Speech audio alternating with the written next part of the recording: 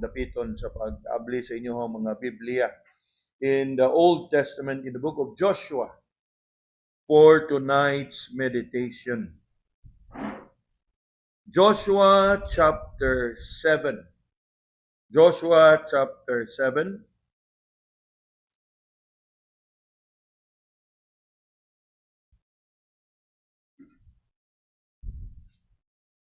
We shall consider from verse 1 to verse 13.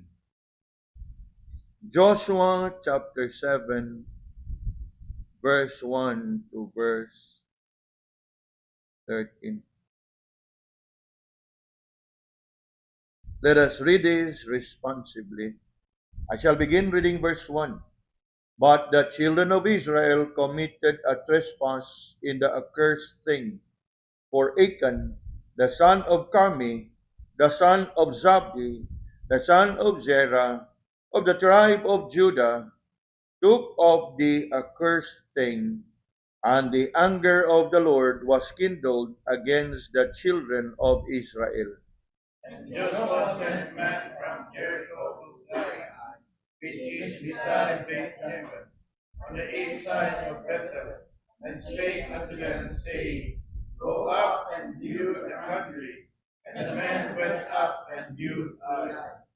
And they returned to Joshua and said unto him, Let not all the people go up, but let about 2,000 or 3,000 men go up, and smite Ai, and make not all the people to labor thither, for they are but few. So there went up thither of the people about 3,000 men, and they fled before the men of Ai. And the men of Ai smote of them about 36 men, for they chased them from before the gate, even unto Shebarim, and smote them in the going down.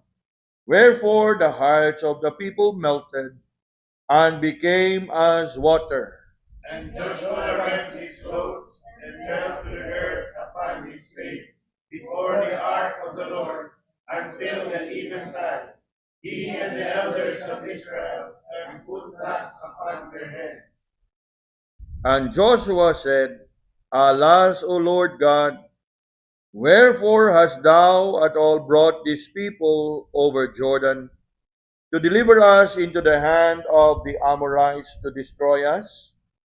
Would to God we had been content, and dwelt on the other side Jordan. O Lord, what shall I say when Israel turneth their backs before their enemies? For the Canaanites and all the inhabitants of the land shall hear of it, and shall environ us round, and cut off our name from the earth. And what wilt thou do unto thy great name? And the Lord said unto Joshua, Get thee up, wherefore liest thou thus upon thy face? Israel had sinned, and they also have also transgressed my covenant, which I commanded them. For they have even taken of the accursed thing, and have also stolen, and dissembled also, and they have put it even among their own stuff. Therefore the children of Israel do not stand before their enemies, but turn their backs before their enemies, because they were accursed. Neither will I be with you any more, except ye destroy the accursed from among you. Verse 13 together. Up, sanctify the people, and say, Sanctify yourselves against tomorrow. For thus saith the Lord God of Israel, There is an accursed thing in the midst of thee. O Israel, thou canst not stand before thine enemies, until ye take away the accursed thing from among you. Ang Ginoo mga panalangin kanato diha sa duha nga pagbasa sa pulong. I trust that most, if not all of us, are familiar with this passage. Nga diin atong nakita si Joshua ug ang katawhan sa Israel suffering from a setback. suffering from a setback. And that is what we are going to consider this evening. In this message titled, Going Through Setbacks in Life. Siguro ato ang pangutana, ug unahon nato sa pagpangutana, what are setbacks? Setbacks are those moments in our life when things don't go as planned, or when expectations fail, or when opportunities are missed, or when you suffer defeat and loss. Kana bang mga sitwasyon nga taas kay ka og panghandom, you may be pursuing something and doing something, expecting nga magmalambuon, magmalampuson, and yet somehow it failed. Now, siguro ug ato ni siyang i-apply dili lang sa kinabuhi, kung ingon pa nato in sports or in games, mo ni gitaw og upset.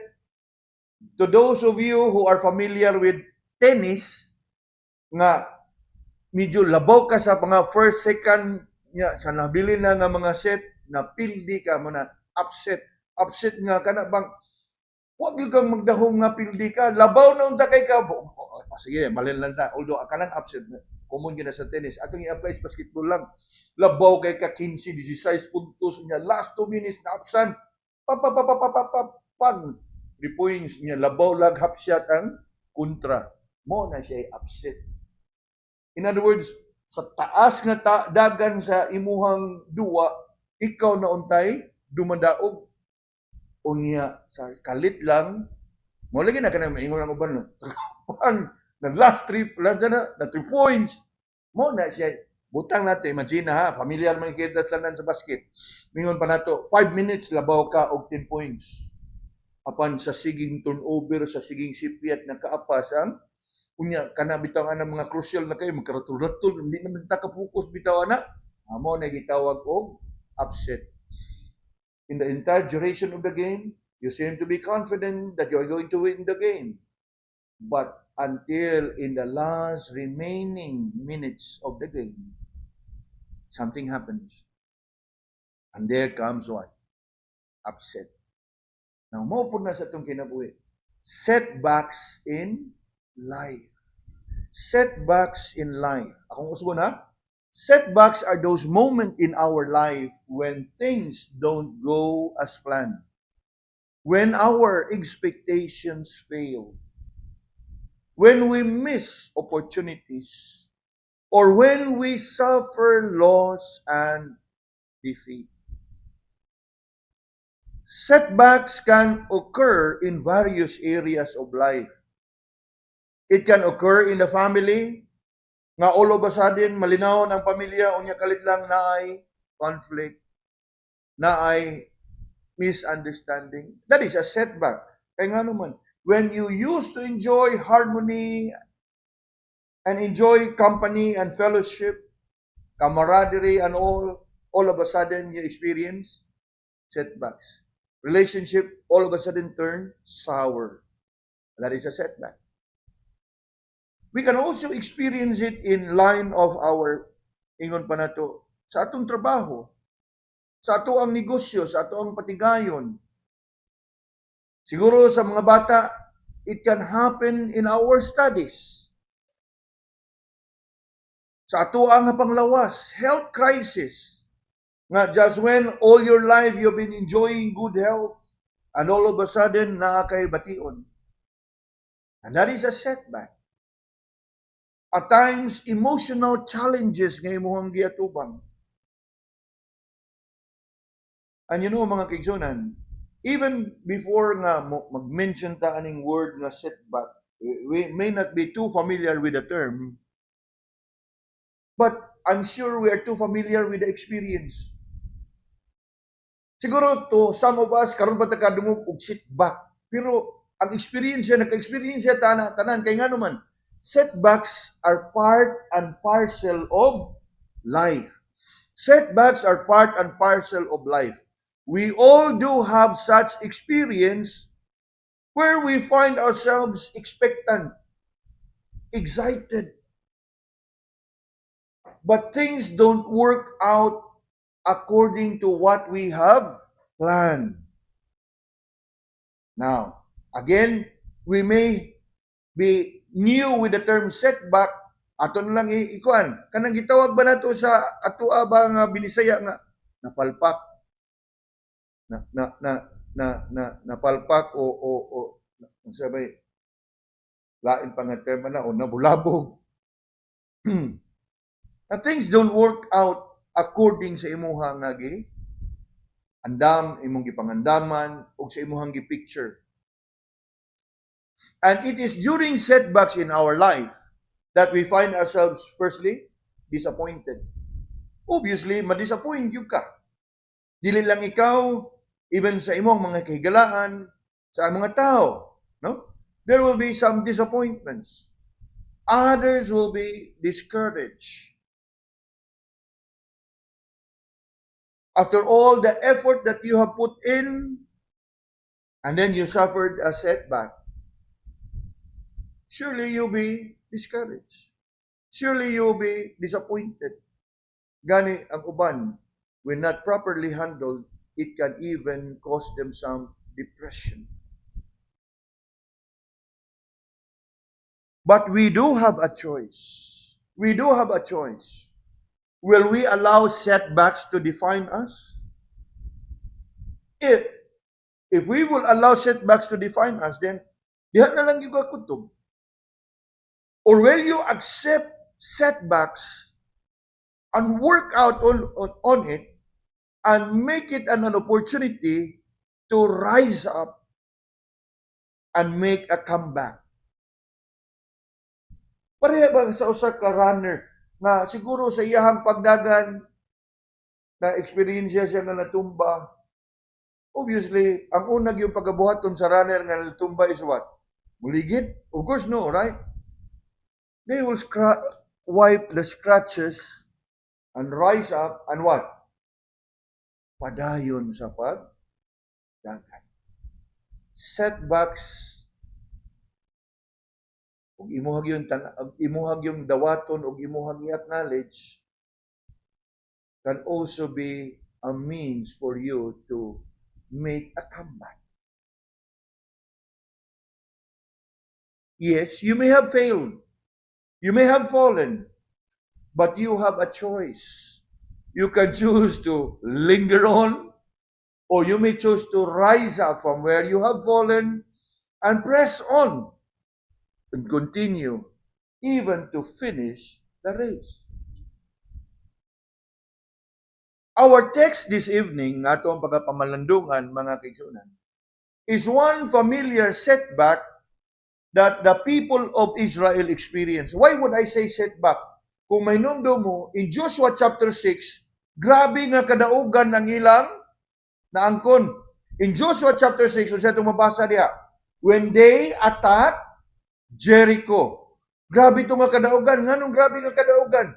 Why nakalas nga kinabuhi niyan to? Kaya ang ilang yung gihimo is to march around the walls of Jericho once for 6 days, and 7 times on the 7th day, and the walls collapse. Somehow madaugon. Somehow malipayon ang tanan tungod sa kadaugan nga ilahang na angkon. Yes, we read in Joshua chapter 6 of how the Lord blessed the people of Israel, granted them with great victory in conquering Jericho. Kana mag-ingon na to bloodless battle. In such a way, nga, ingon pa nato nga, all they did is march around.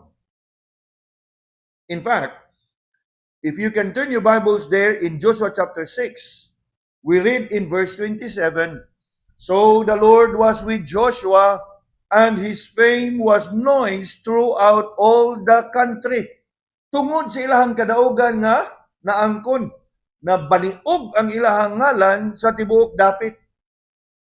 God has given Joshua and Israel that great victory over Jericho.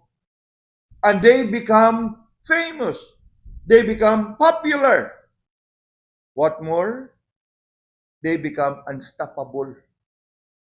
Nga naman, kinsa pa may musuway gud og babag nila nga wa gani gamitig hiruminta, way o gamitig espada, wa gamitig bangko, gimartsahan lang. Unya napukan ang kaaway, kinsay mga hasog atubang. So somehow makita nato from that background that Israel indeed have enjoyed God's favor. They have enjoyed God's blessing. They have been a formidable foe. Upon somehow, coming down to verse 7, we see a different picture. In Joshua chapter 6, magmadaogon sila, malampuson sila, nahimog silang ingon pa nato, kahadlukan o gikahintapan. Coming down to Joshua chapter 7, we see a different picture. And what is that picture? A picture of great defeat. A picture of humiliation. A picture of what? Loss. Gikan, di ba niya? Gikan sa grabe nga kadaugan, karon kapildihan. Unsay tawag? Setback. Kay nagtuo ko nga si Joshua ug ang katawhan sa Israel ani kumpiyansa kayo, kampante kayo nga magmadaogon gyapon sila sa ilang pakig-away ining ay. Ngano man, tan-awa ra gud kung sa ilang paglantaw sa lugar nga gitawag dihag ay. In verse 3, makita nato, they returned unto Joshua the spies that Joshua sent. Let not all the people go up, but let about 2,000 or 3,000 go up and smite Ai, and make not all the people to labor thither, for they are but few. In other words, kampante kay sila, human sa grabe nilang kadaugan sa Jericho, puro pag-relax kay sila, kampante kay, confident kayo nga, di na kinahanglan nga muas ng katanan, Joshua, kaya na, bisag 2,000 o 3,000 katao, mapuka na ang ay. Nga naman, because they were oozing with confidence. Human sa ilahang kadaugan sa Jericho. Ug tuod man, unsay nahitabo? Just when they expect victory, they ended up what? Defeated. Napukan, nangapildi. Gani, subo kay tan-awon og atong ihulagway ang ilahang kapildihan, tanawa og unsay paghulagway sa kapildihan ha. Now, verse 4. So there went up thither of the people about 3,000 men, and they fled before the men of Ai. Kampante kayo nga 3,000, pero pag asdam nila, sila pa'y nanagan. Diba, mo yung atong nabasa? Sila mooy nanagan. Lantawa. And they fled before the men of Ai. And then what happens? Verse 5. And the men of Ai smote of them about 36 men, for they chased them from before the gate, even unto Shebarim, and smote them in the going down, wherefore the hearts of the people melted and became as water. You know, kung sa gihulagway diha, nangatalaw og nanalaw ang mga katawhan, nanagan sila. Og nga, imbis nga sila nisong, sila naroy bukod. Unsay nahitabo? What happened? There is indeed a setback. Kumpiyansa, magmadaogon, full of confidence. Ay, di na kinahanglan kitang tanan. Isag 2,000-3,000 pildihon, kaya na kayo na. Upon what happens? Karon ang pumunta na, unsay nahitabo? What was the reason behind the setback? Looking closely at our text, mga kaigsunan, I want us to see the very first reason behind the setback. Number 1, there is sin. You look at verse 1. But the children of Israel committed a trespass. Kung atong mahinumduman sa ilahang pag-atake sa Jericho, there is that one guy named Achan who took of the accursed thing. ug iyahang gihipusan ug iyahang gitaguan. You look again in verse 1, but the children of Israel committed a trespass in the accursed thing, for Achan, the son of Carmi, the son of Zabdi, the son of Zerah, of the tribe of Judah, took of the accursed thing, and the anger of the Lord was kindled against the children of Israel. Now, tutuki pa kayo ang verse 1. It did mention about one person named Achan. So, kinsay nakasala? Kinsay nakahimo sa sala? Si Achan. Pero kinsay naapektahan? The children of Israel. You look at verse 1, but the children of Israel committed a trespass. Pero kinsay gyud nakahimo sa sala? Achan.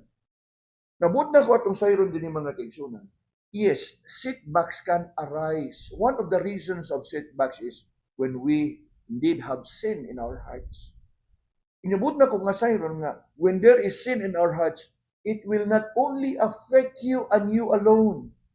It can affect others. In this case, the whole nation of Israel. Although later on we will know nga sa dihang nga diskubrihan gyud nila ni Joshua nga si Achan, the Lord commanded, separate Achan unto me, ang iyaha nga pamilya. And they all suffered, being stoned to death. You know, mga kaigsunan, usahay ba sa atuang pagkinabuhi sa kadadlaw, we do experience setbacks. While it is true, it is part and parcel of life. But I want us to understand that while it is part and parcel of our life, usa sa common yung kayong hinungdan that we experience setbacks is when we have sinned against God. Dili siguro pareha sa sala ani nga Achan nga naibog siya sa mga bahandi o sa mga kaptangan at mga tao dito sa Jericho. To us, it could be a sin of pride, sin of arrogance. Sa nagkalain nga matang sa pagpakasala, nga imuhang nga gihuptan diha sa imuhang kasing-kasing. Unya, sayri, that wherever there is setbacks, it does not only affect you, it affect many.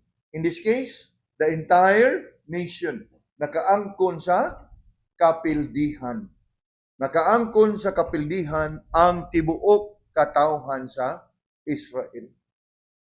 God commanded Joshua and the people to destroy everything in Jericho.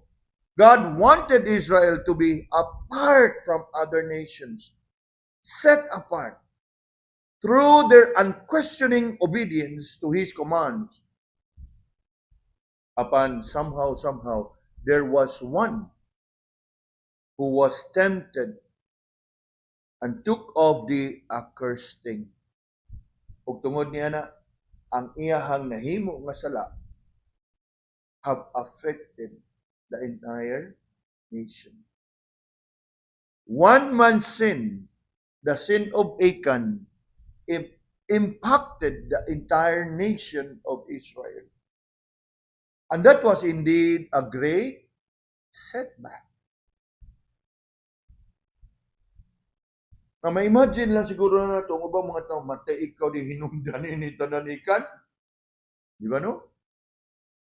So, sayri mga kaigsunan, whether in the context of the family, in the context of the workplace, in the context of the church and its ministries,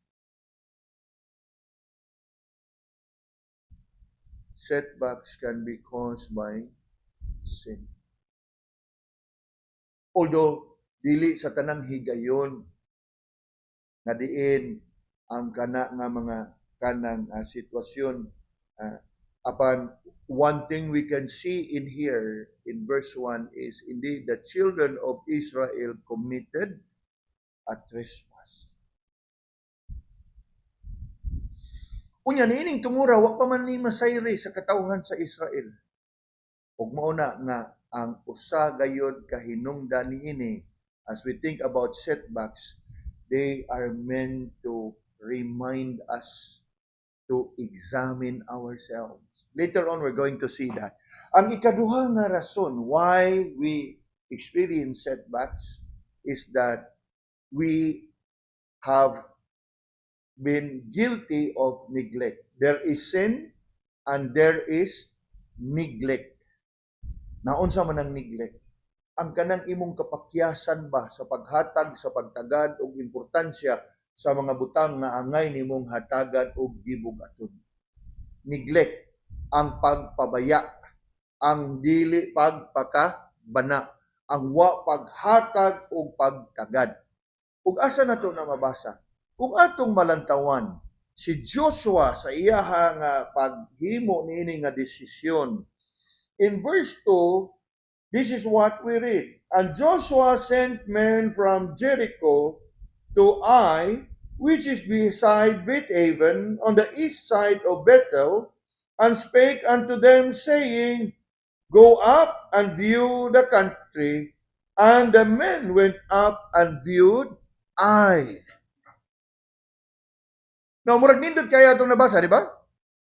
Murag wa tayo makita nga sayop. Apan kung ato ni siyang itandi sa igihimo ni Joshua, sa wa pa siya musong sa Jericho, makita nimong dakong kalainan. Nga naman, kay sa wa pa siya musong sa Jericho, he spent time with God in prayer. Asa na ito makita? Turn with me to Joshua chapter 5. In Joshua chapter 5, and look with me at verse 13. Ningon diha, and it came to pass when Joshua was by Jericho, that he lifted his eyes and looked, and behold, there stood a man over against him, with his sword drawn in his hand. And Joshua went unto him, and said unto him, Art thou for us, or for our adversaries? And he said, Nay, but as captain of the host of the Lord am I now come. And unsay nahitabo? And Joshua fell on his face to the earth, and did worship, and said unto him, What saith my Lord unto his servant? In other words, nangunsulta siya. We know very well that this captain of the Lord is none other than God. Lord, unsa may imong isulti nako? Verse 15. And the captain of the Lord's host said unto Joshua, Loose thy shoe from off thy foot, and the place whereon thou standest is holy. And Joshua did so. In other words, sa wa pa siya muatake sa Jericho, he was communing with God. Sa wa pa siya muatake sa Jericho, he was desiring to hear from God. And somehow, dinhi atong makita kung atong itandi his preparation in attacking Jericho, comparing sa iyang gihimo diri in attacking Ai. Makita nato that somehow Joshua has neglected seeking the Lord and asking the Lord for his leading and guidance. Yes. On the part of Joshua before attacking Jericho, he prepared himself not just physically, not just militarily, but he prayed and prepared himself spiritually. Apan, tungod sa kadaugan nga iyahang natagamtaman, Joshua's victory in Jericho somehow made him vulnerable. Vulnerable in a sense that he became overconfident. Overconfident nga nakita niya og nalipat siya og nalinga siya, mawa na siya makahigayon pag sangpit sa Ginoo. Nidiretso na siya mando sa iyahang mga katawhan. You look again in verse 2 and verse 3. And Joshua sent from Jericho to Ai, which is beside Beth-aven. Nasing gipada, Go up and view the country. And the men went up and view Ai. Unya, verse 3, and they returned to Joshua and said unto him, Let not all the people go up, but let about 2,000 or 3,000 men go up and smite Ai, and make not all the people to labor thither, for they are but few. Now, there is something wrong in here. Ano man? Kung atong itandi dito siya nangonsultag naminaw sa Ginoo, nagmadaugon siya. Dinhi kinsa iyang gipaminaw? Kinsa iyang gipaminaw? Ang iya ng mga tao. There is neglect. You know, mga kaigsunan, sa itong Kristohanon pagkinabuhi, guilty ta ani? Dugay na kong Kristohanon. Wanay quiet time, wanay mga pag-ampo. Sweeto na kayo ta, manlantaw sa pulong sa Ginoo. Confident na kayo ta, nga mga tubang sa kadadlaw. Why may laki diha mga igsoon? Muna nga makatagamtan gitag setback. Sa pinulungan pa nato kaniadto sa kalibutan, kana bang magka bunbun gyud atong baba. You know kanang termino ta, bunbun imong baba meaning nasukamod ka. Da. Kiat man. Bunbun Hinoo. Baba. You know what it means? Mo nang ingon palagi kiss the ground. When you think of yourself too high, too proud, surely you will experience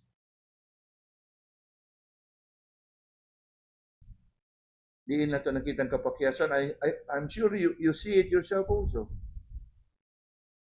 There is sin, there is neglect, there is overconfidence. Joshua, before attacking Jericho, spent time with God. Joshua, before attacking Jericho, asked the Lord, unsay imong ikasulti? Apan dinhi sa iyahang pag-atake sa Ai, he took it to himself to make that decision. And in making that decision, rather than communing with God and asking God for leading and guidance, he chose to listen to his people. Now, unsa kay nahitabo nini? Mao ni siya. And this is so common to all of us. We can so easily be caught up by overconfidence. Fresh from victory, wow, grabe nga kadaugan.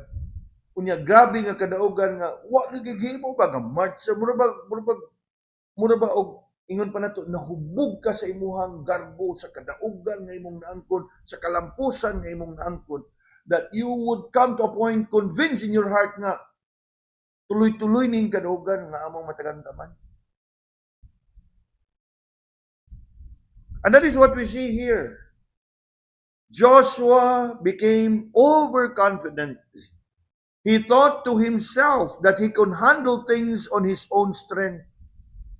After all, human ako nakapangonsulta sa Ginoo niya, gibuyan ako niya, be strong and be of a good courage.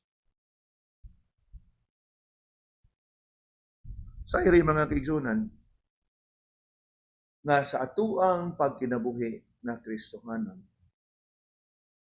we need to have that daily, if not regular and constant communing with God. And in communing with God, we need to understand that there is that big difference between what you can do and what God can do for you. Umuna akong nakita diha kang Joshua. Human nga nagmadaugon sila sa Jericho, mura bag iyang giasumir siyang kaugalingon nga ang Ginoo uban kanako, I can make decisions anyhow ug siguro gyud ko nga ubanan sa Ginoo ang akong mga desisyon. Ug tuod man ato nakita wa na gid siya mogahin. There is neglect in communing with God.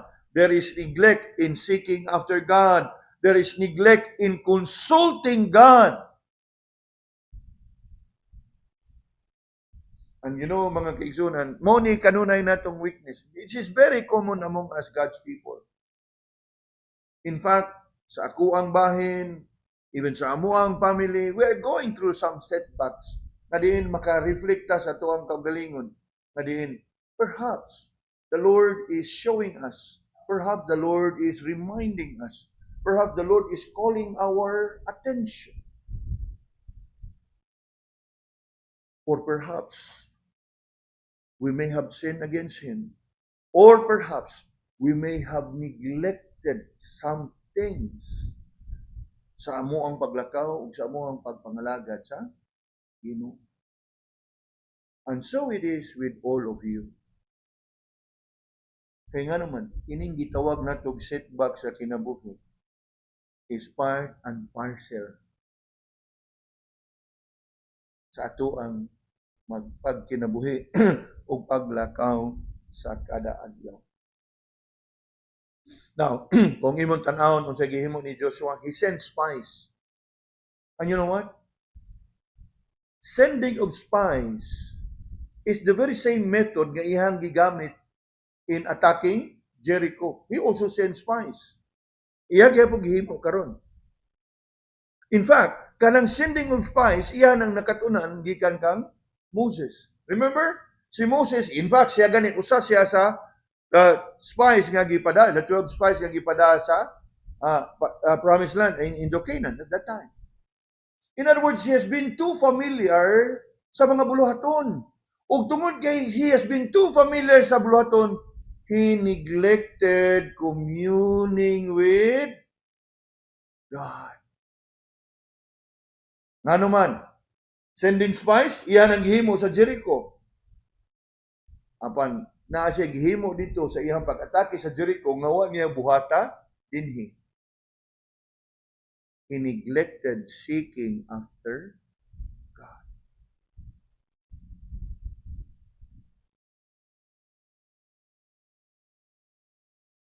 If you notice, Joshua used the same familiar strategy of sending spies. The same strategy he used in Jericho. But somehow at this time, because he had been consumed by his confidence, napakya siya sa pagkikinabi sa Ginoo. Because he assumed it to himself that he is now able to do what he wants to do without seeking and consulting God. Now, we often quote that passage. The word of the Lord says, "For without me, you can do nothing." Familiar kay ta nga verse, di ba? Pero how often we fail to acknowledge God?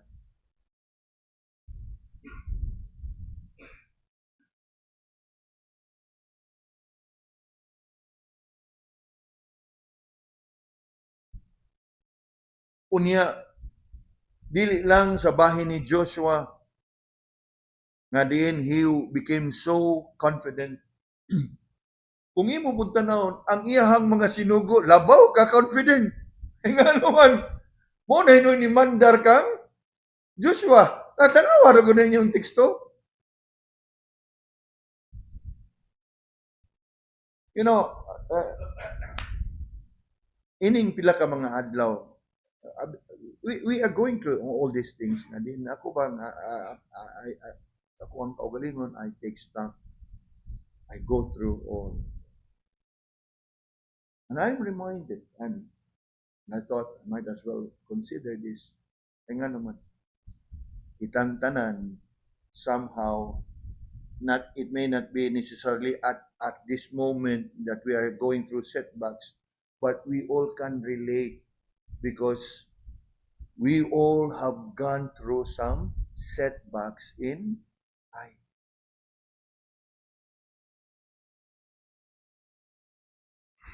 Lantawa ragod ang iyahang mga sinugo. O na hinuoy na nugo. Tanawa verse 3. And they returned to Joshua and said unto him, "Let not all the people go up, but let the 2,000 or 3,000 go up and smite the enemy, and make not all the people to labor thither, for they are but few." Now, tanawa pag-ayo. You analyze the statement, you analyze the verse.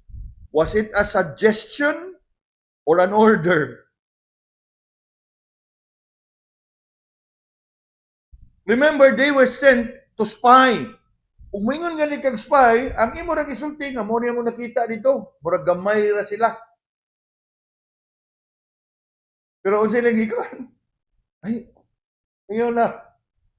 Gawas lang siguro kung si Joshua ningon, any recommendation? What do you suggest? But there was none. They take it to themselves to tell Joshua.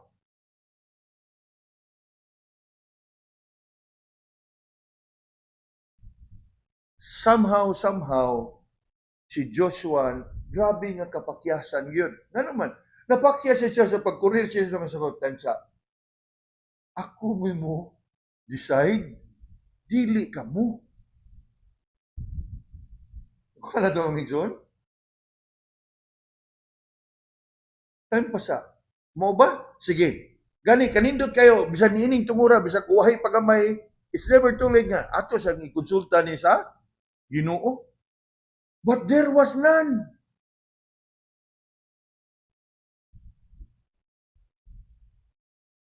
And dinhi atong makita na other than sin, another reason for setback is when we fail to acknowledge God. Neglect. Sa mga butang halangdon, sa mga butang bililhon. In fact, they were so confident and too confident that they thought nga paglantaw nila ilang gi-look down, ilang gi-underestimate ang ay. Yun sa nila pag-underestimate.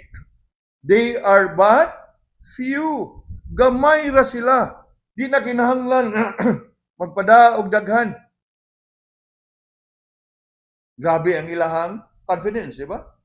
Perting grabe ha. Nga og sa naduwa pa ni siya sa basketball ba kana bitang kumpiyansaha oy. Yan ang kalang term bitaw nga kumpiyansaha oy.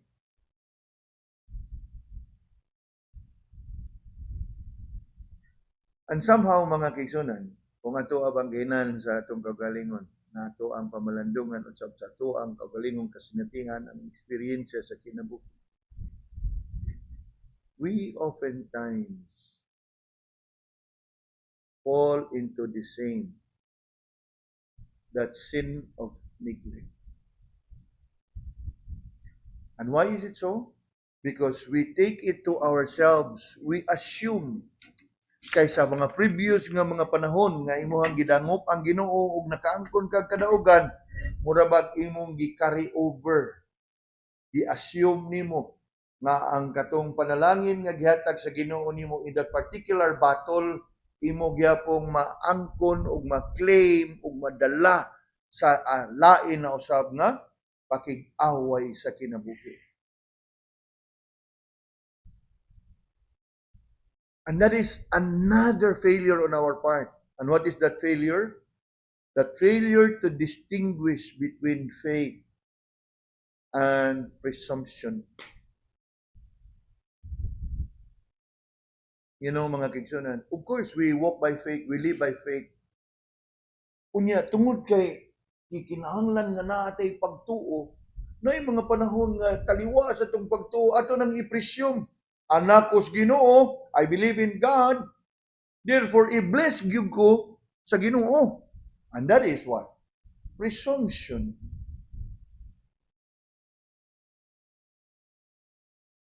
Ug nagtuo ko nga mo na akong nang naa sa hunahuna ni Joshua nining tungura. Uy, nagkahinabi gyud mis Ginoo dito tungura Joshua chapter 5. Igo na to. To assure sa ko ang kadaugan sa umaabot pa nako nga mga pakig-away. There is faith, but somehow he also have been presumptuous. Ang Ginoo mahigugmaon, ang Ginoo faithful, He surely will bless me. The Lord is merciful, He surely will be with me. You know, mga kaigsunan, let us realize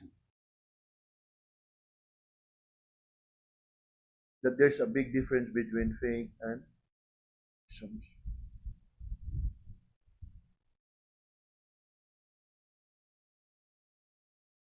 Faith is depending upon God. Presumption is you make that assumption nga ang Ginoo naa nimo. You presume that since you are a child of God, kanunay nimong ma-enjoy o ma-avail ang iyahang mga panalangin. And so what happens?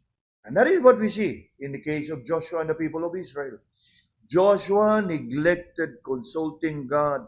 Joshua neglected communing with God. Joshua neglected prayer and consecration. Instead of devoting himself and the people to prepare themselves spiritually, not just physically, Joshua instead depended on the advice of his spies.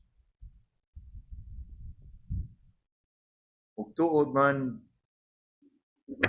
ana nato nakita diha ang resulta ug ang bunga sa ilahang neglect sa pagdangop ngadto sa Ginoo.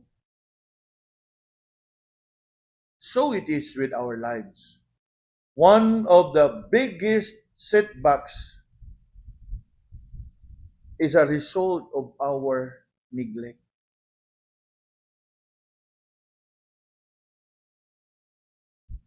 Ang atong kapakyasan, ang pagkuwang nato sa paghatag o pagtagad o importansya o gibug-aton. As we think about neglect, it is that lack of attention to one's thoughts and deeds or a failure to give adequate thought. Kanang wa gid mo hatagi bas gibugaton, wa nimo hatagi bili, wa nimo hatagi importansya. And you know what? When we indeed fall into that neglect, oftentimes it leads us to disturbing results. Na inigka-resulta na hayha na dayon ta makapaghinuklog sa yaman, sa yupa. Nga naman, because we have neglected. Ug tuod man, they were oozing with confidence, right? Too confident. And how confident? Oh, they were but tanaw ko ng katapusang bahin sa verse 3.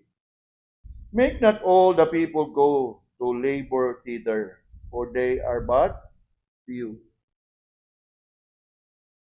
So tungod sa ilahang kapakyasan, their willful and purposeful neglect, what happens?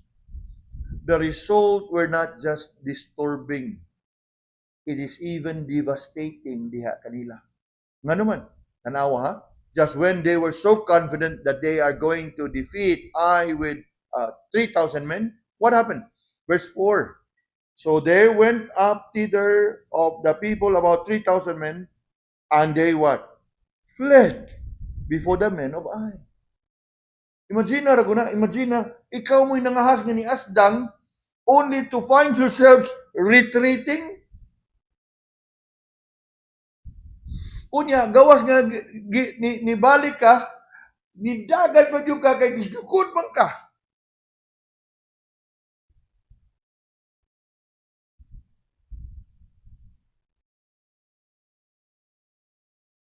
Gani, makita yun nato diya at the end of verse 5. No? They chased them before the gate and even unto Shebarim and smote them in the going down. Wherefore, the hearts of the people melted. You know what it means? It's a figure of speech. Nananalaw ang tanan, nangahadlok ang tanan, natunaw silang tanan.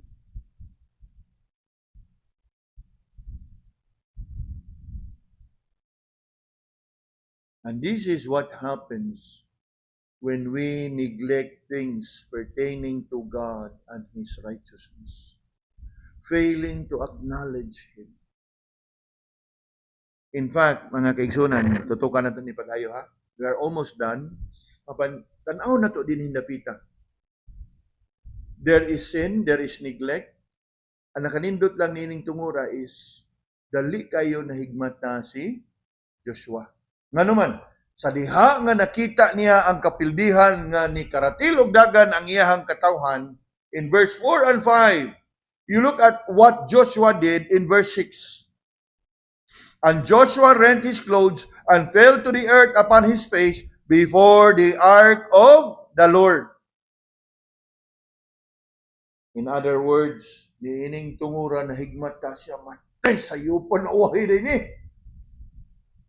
Nakuha na to? The same act, but no longer in the right time. Kung ni una pa lang siya giyukpo dito sa Ginoo, sawa pa niya lahi siguro ang dagan sa panghitabo. Karon, sakit nakita niyang kapildihan, dali kay siya nahigmata. Dali kay siyang nahigmata. And why would I say dali siyang nahigmata? Kaysa dihang nadunggan niya, nakita niya kapildihan sa iyang mga katawhan, huwag siya laing gihimo dito. Kung siya gihimo? And Joshua rent his clothes and fell on the earth upon his face. You know, in biblical times, when you tear your clothes and put sackcloth and put ashes in your head, is an act and a gesture of repentance, acknowledging na nakasa ka sa Ginoo.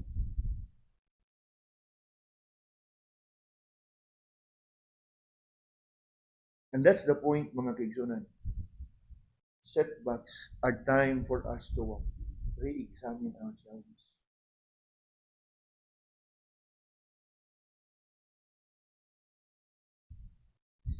Setbacks are good reminders.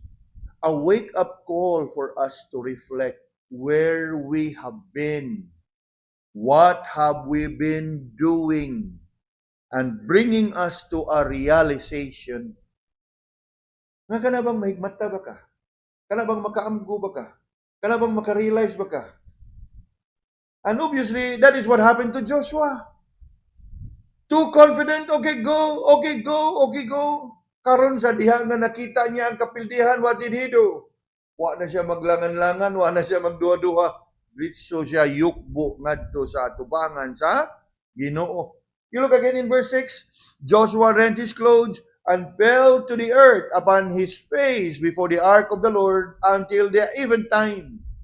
Unya sa diha nga nakita sa kaubanan niya ang iyang gihimo, nisunod ang uban, and he and the elders of Israel and put dust upon their heads.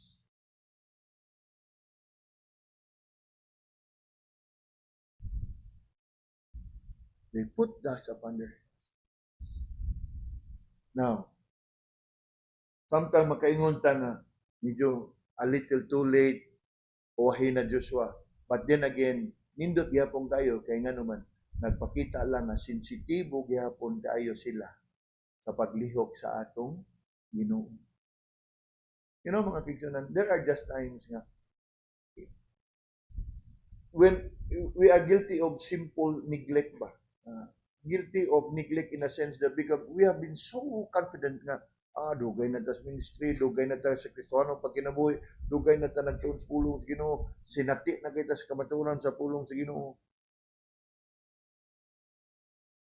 Nga usahay ato na nang iniglek ato ang mga quiet time, iniglek na nato ato ang mga personal devotion, iniglek na nato ang ato ang mga pag-ampo, iniglek na lang nato ang ato ang mga pagpanimba, pagpangalagad sa Ginoo. Nga bisan pa man sugod, gracias Ginoo na kapanimbag yapon ka, but your heart is no longer really in that kind of zeal and passion sa imuhang pagpangalagad sa Ginoo. You know what? That explains nganong kanunay ta makatagam ta mo. Dili man siguro sa tanang panahon that there is sin. But more often than not, there is neglect.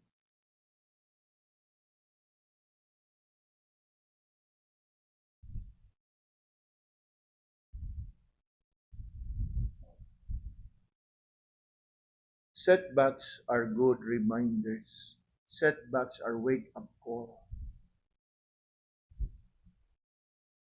nga diin makapangmalandong ka, makapanamin ka sa imuhang kaugalingon. Unya kana bang sa imong pagpanamin sa imong kaugalingon, it will bring you and lead you back to God.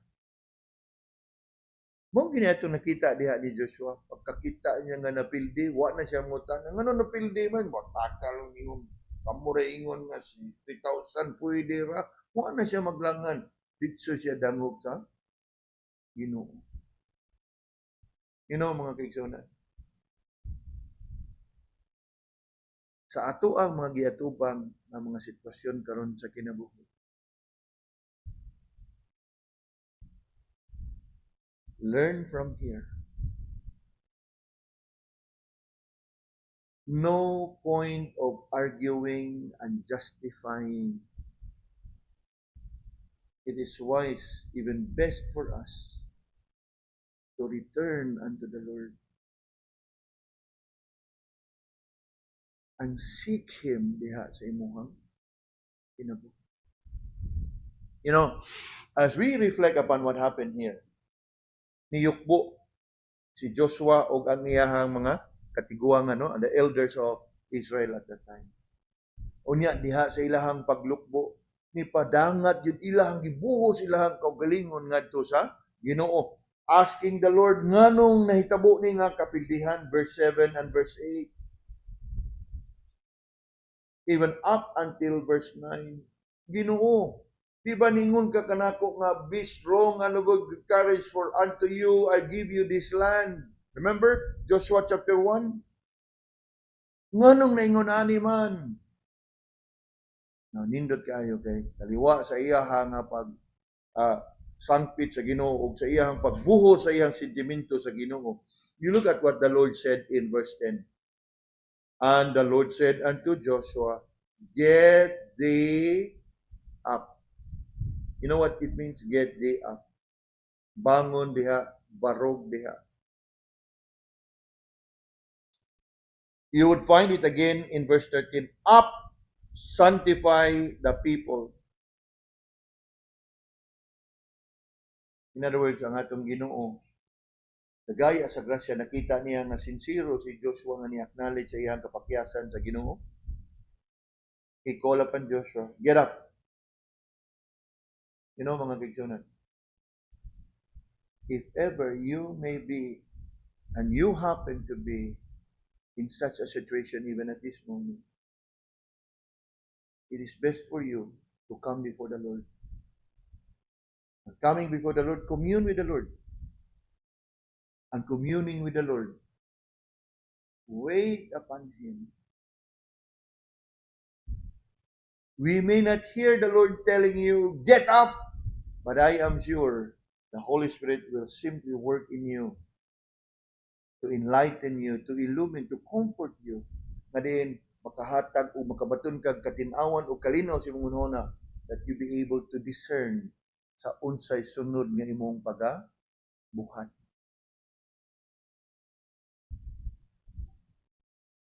Setbacks. There's another character in the Bible nga nakatagamtam og setbacks, and his name is David.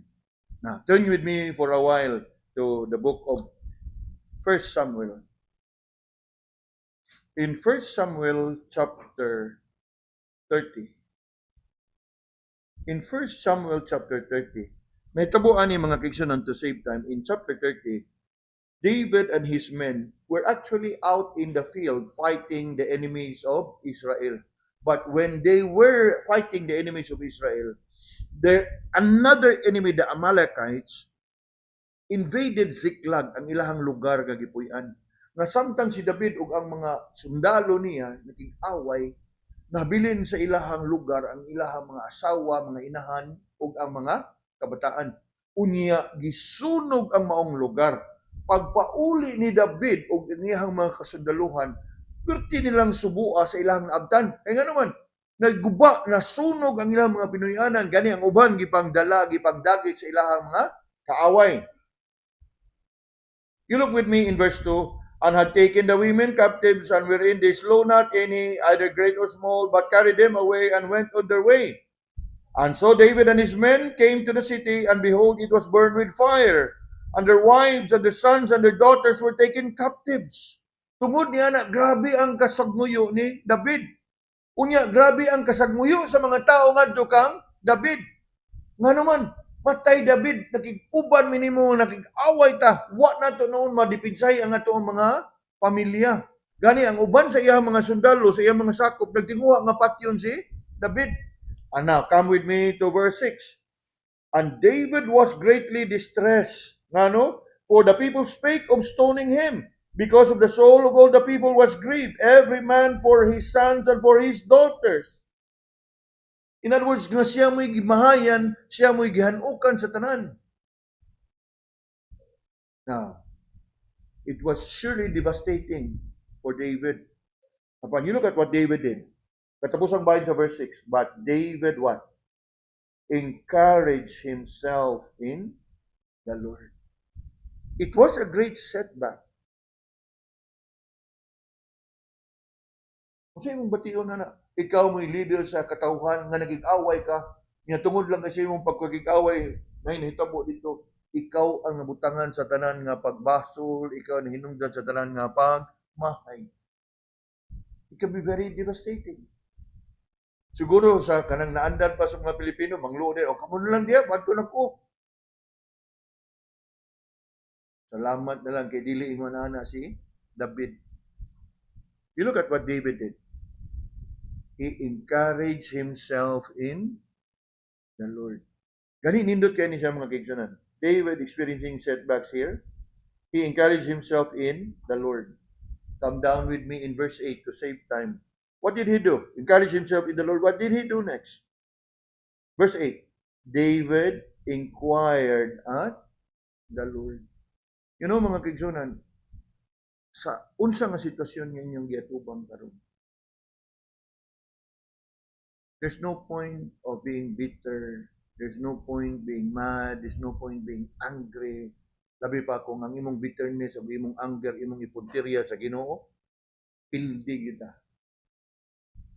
It is best for us to draw nigh unto the Lord. Like Joshua, he put on sackcloth, put on dust, humble himself before the Lord. Like David, he encouraged himself in the Lord. And encouraging himself in the Lord, he inquired. Yes, when you happen to be in such a situation, you can be very troubled. Apan taliwa sa imuha nga ka-trouble mga kigsunan. Draw nigh unto the Lord. Huwag ilay makatabang nimo. Huwag yung makatabang nato. When going through setbacks in life, sekandary na lang ng mga tao. Anya after all ka ng mga tao nga makatabang na to, instrumento gyapon ang nagigamit sa Ginoo. God and God alone is our help. A very present help in Gani, David encouraged himself in the Lord. David inquired. You know, when we are in the midst of a setback, Lord, sunod akong buhaton. What's my next move? What's my, where do I go from here? Dili ka, sometimes nagkaan ang dapita diha, we are consumed by our impulses, all decisions, impulses, emotional decisions. Now, it does not help. Kaya nga naman, you have committed one mistake, and thus you suffered setback. Unya, by solving it with another unwise and hasty decision, it doesn't make the matter any better. Tanaw na to si David, ha? Dugang sa kang Joshua. He was distressed, right? Verse 6, David encouraged, and then what? Verse 8, David inquired. David inquired. Unya sa diha nga, gitubag siya sa Ginoo. You look at the middle part of verse 8. Ingon diya David, shall I pursue after the troop? And the Lord answered him, pursue, for they shall surely overtake them, and without fail recover all. So there's a confirmation from the Lord. He inquired, it was confirmed, and look at what happens next. Verse 9. David went on to pursue as the Lord commanded him.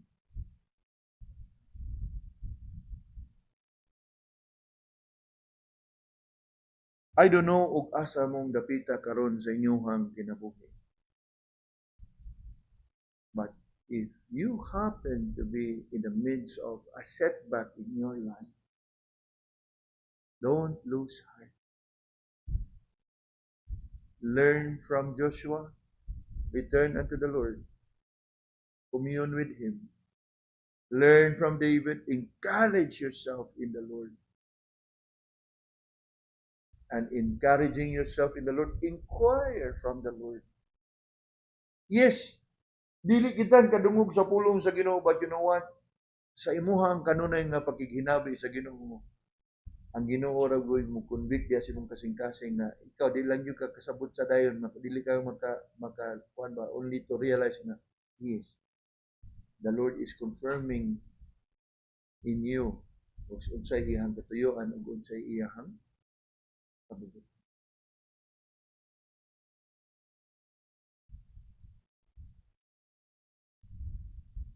It was only after Joshua and Israel returned unto the Lord that they were able to make a comeback. Nga naman, atong nakita, ningon ang atong gitubag sa atong Ginoo si Joshua in verse 10, right? Get thee up. Verse 13, up, sanctify the people. And obviously, in the later part, in the remaining verses of chapter 7, the sin of Achan was exposed and the Lord dealt with them. Niya sa human nga na-sanctify na o nahinluan na ang katawhan sa Israel, andam na ang Israel nga may kigatubang sa katawhan sa Ai with that great victory. Nga naman, itong atong lantawon as we close in Joshua chapter 8, sa diha nga na-sanctify na gyud sila ug ang tibuok katawhan sa Israel. You look at verse 1 of chapter 8. And the Lord said unto Joshua, fear not, neither be thou dismayed. Take all the people of war with thee. Arise, go up to Ai. See, I have given into thy hand the king of Ai and his people, and his city and his land. Now, hunong tagkadiyot. Kung atong balik-balikan, kung nangonsulta lang yun siya dito in Joshua chapter 7 verse 2, kung dito pa lang niya gihimo nga nangonsulta siya sa Ginoo, dito na unta sa chapter 8 verse 1 nga niyon, fear not, go. Di na unta sila mahiagom sa kapildihan nga atong nakita og nabasahan diha sa chapter 7. You know, mga kaigsunan, naay mga sitwasyon sa itong kinabuhi nga kana bang giunta nato unnecessary. Di na gyud untang mahitabo kung ato lang yung giuna o konsulta ang Ginoo. Apan bisan pa man og nahitabo, God in His grace and His mercy, He is a God of many chances. That He can even make your setback and make it into a comeback. You don't have to run far. You don't have to go another place. Ug asa kadapita na hagba, sa giingon sa Ginoo ngadtong Joshua, he fell on his face, right? Get up. Go. Sa bahay ni David, encourage, he inquired, pursue.